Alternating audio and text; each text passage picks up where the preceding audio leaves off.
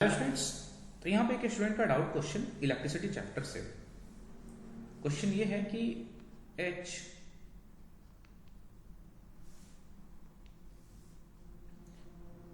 Equal to I square R into T, फिर ये भी फॉर्मूला इस्तेमाल होता है वी स्क्वायर अपन में आर इंटू टी।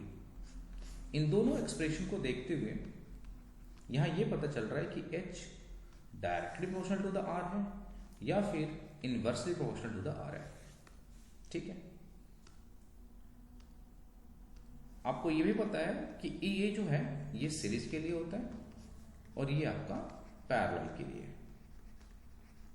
अब सवाल ये है कि ये पैरेलल के लिए ऐसा होता है, सीरीज के लिए ऐसा होता है, ये कैसे पॉसिबल है? ठीक है, कि एक जगह डायरेक्टली है और एक जगह इनवर्सली है।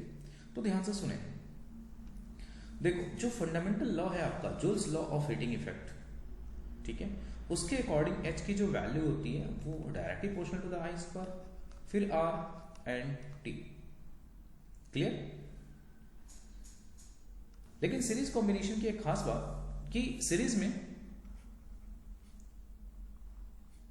जो करंट की वैल्यू है वो दोनों रजिस्टर से फिक्स हो, बट पैरेलल कॉम्बिनेशन की जब आप बात करते हो तो यहां पे करंट फिक्स ना होकर के ये R1, तो यहां पे करंट फिक्स ना होकर के आपका वोल्टेज फिक्स होता है। लेकिन joules law of heating effect के अकॉर्डिंग अपने को तो पहले आई फाइंड करने होंगे ना।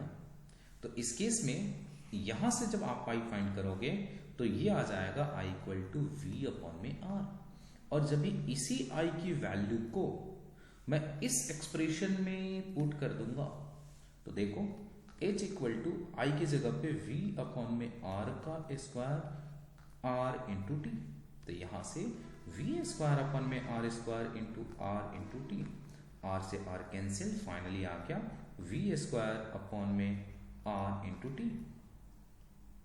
क्लियर है? तो अगर ये फंडामेंटल लेवल पे अगर आप देखते हो तो यही रूल्स यहां पे लगा है, यही लॉ लगा हुआ है, बट यहां पे करंट की वैल्यू आप फाइंड करने के चक्कर में है ना, आपने V अपॉन में R का इस्तेमाल किया और इससे आ गया V स्क्वायर अपॉन में R। ठीक है, तो ये चीजें आप बार बार इस्तेमाल ना करें। ठीक है, कि आप पहले I फाइंड करें उसके बाद ये H फाइंड करें।